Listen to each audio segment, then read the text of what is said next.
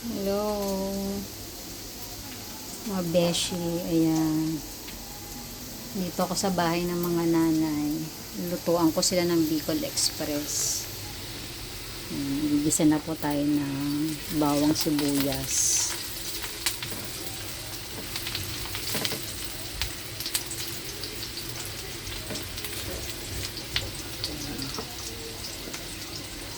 Pwede na natin ihulog tong 1 kilong asin.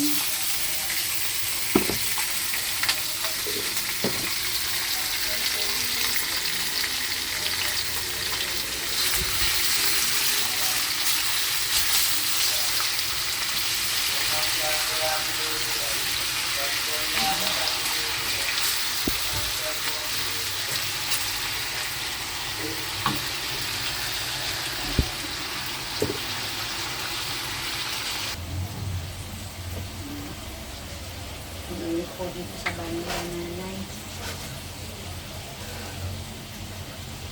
Sobrang init.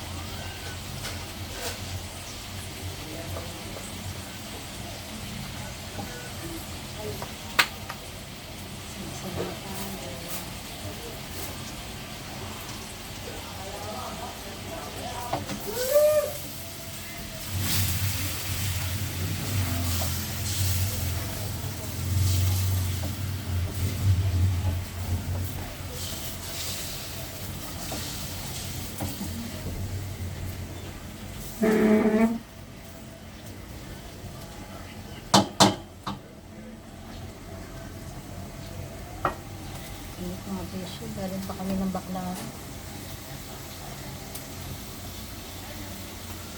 Nalagay ko na po ang unang gata.